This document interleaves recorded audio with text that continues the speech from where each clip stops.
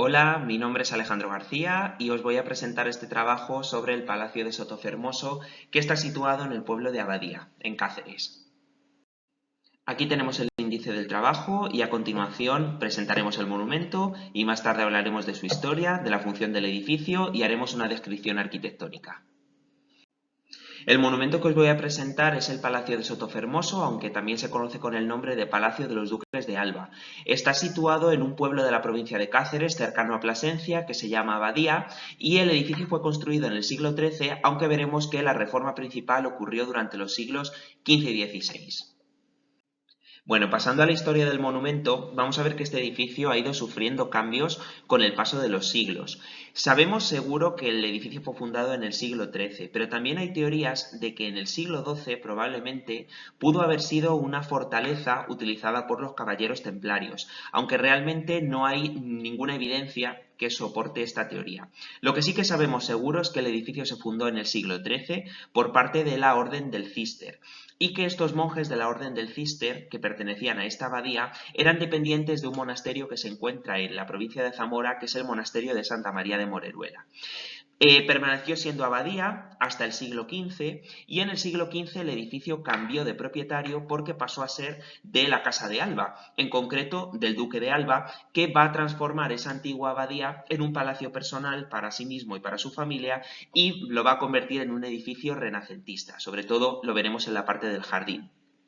La mayor parte del tiempo va a ser un palacio perteneciente a la Casa de Alba, de hecho lo fue hasta el siglo XIX, pero en 1898 la Casa de Alba decidió venderle el edificio a una familia, que es la familia Flores, una familia de allí, del pueblo de Abadía, y desde entonces el edificio es de propiedad privada y pertenece a esta familia del pueblo.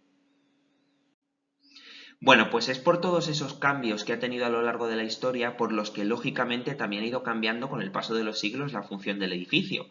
Si aceptamos la teoría de que en el siglo XII fue una fortaleza templaria, evidentemente la función del edificio fue defensiva. Pero a partir del siglo XIII cambia su función. Al convertirse en un convento, en una abadía para monjes, pasó a tener una función religiosa, porque el edificio era un lugar de culto, y también una función residencial, porque era el sitio donde vivían esos monjes. Luego ya en el siglo XV la función del palacio va a ser fundamentalmente residencial, al convertirse en una de las casas o de las propiedades que va a tener la Casa de Alba. Y esta función es la misma que tiene actualmente. Hoy en la actualidad es una casa perteneciente a la familia Flores, es una residencia privada y bueno, de vez en cuando sí que recibe algunas visitas turísticas, pero hablaremos de esto un poquito más adelante. El estado de conservación de este edificio es bastante lamentable, en esta foto se puede apreciar, y aunque sí que puede recibir visitas turísticas, tiene un horario muy restringido, porque solamente se puede visitar los lunes y en horario de 10 a 11 y cuarto de la mañana, lo que hace que sea complicado poder hacer la visita. Sobre todo este palacio fue un símbolo del poder de la nobleza y en concreto del poder del duque de Alba, de los Álvarez de Toledo, que se convirtió en una de las casas y de las familias de la nobleza con más prestigio en toda España.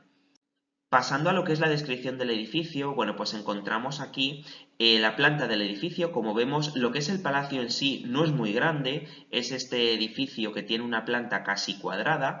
Lo que sí que es muy grande es la superficie del jardín, que tiene esta forma trapezoidal y que veremos que es lo que está en peor estado de conservación. La razón por la que se piensa que en el pasado este palacio fue una construcción defensiva es porque en una de las paredes del palacio encontramos restos de un matacán, que es una construcción típica de los castillos.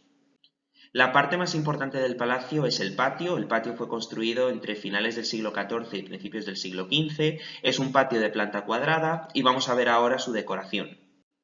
En ese patio encontramos dos galerías de arcos. En la galería baja tenemos estos arcos de herradura apuntados, de estilo mudéjar, mientras que en la planta alta tenemos estos arcos escarzanos que son de estilo típicamente renacentista. Y es en las esquinas del patio precisamente donde encontramos los escudos heráldicos de la Casa de Alba. Esos arcos de la planta baja se apoyan sobre estos pilares de granito que tienen diferentes motivos, tienen motivos vegetales o tienen también motivos animales. En cuanto al jardín, no se conoce ni la fecha de construcción, ni los arquitectos, ni los jardineros que trabajaron en él. Lo que sí que se sabe es que pudo haber un escultor italiano que trabajó en este jardín, que se conoce con el nombre de Caminali, porque su nombre apareció en una de las esculturas. Lo que sí que tenemos son descripciones de cómo fue el edificio en los siglos XVII, XVIII, XIX, porque hay algunas descripciones, una de ellas en concreto de Lope de Vega y otra más tarde de un historiador que describió cómo era el aspecto original del jardín en el pasado. El jardín es de estilo puramente renacentista, fue creado por el duque de Alba y tiene un estilo totalmente italiano. Entrar en el jardín es como entrar en uno de los palacios que podemos encontrar en las ciudades italianas del Renacimiento. Y vamos a ver que está en muy mal estado de conservación en las siguientes diapositivas. La parte mejor conservada del jardín es esta de aquí, en lo que se llama la Plaza Alta. En esta se conserva un muro entero de granito donde encontramos estas 5 hornacinas y de las 5 hornacinas sabemos que había en todas ellas esculturas, pero hoy en día solamente se conserva esta escultura de Andrómeda.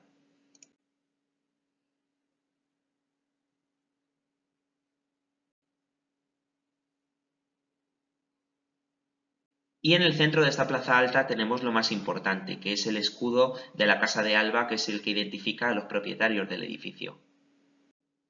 En la parte baja del jardín todavía lo que se conservan son estas puertas monumentales, hay 6 puertas como estas, pero el estado de conservación que tienen es muy malo. Esas puertas tenían forma de arco de triunfo y estaban decoradas con todo tipo de elementos decorativos, la mayoría de ellos de carácter mitológico, como era la costumbre del Renacimiento italiano. En estas fotos apreciamos muy bien cómo eran estas puertas, aunque hoy en día están completamente en ruinas y además están siendo literalmente devoradas por la vegetación. Aquí vemos algunos detalles de la decoración, aquí aparece una bóveda de casetones típicamente renacentista, todo ello estaba formado por esculturas de tondos, de figuras mitológicas, etcétera, etcétera. Pero por desgracia en la actualidad el jardín presenta el aspecto que veis en estas fotos. Por último, aquí aparece la bibliografía y las fuentes que he utilizado para hacer este trabajo y espero que os haya gustado. Muchas gracias.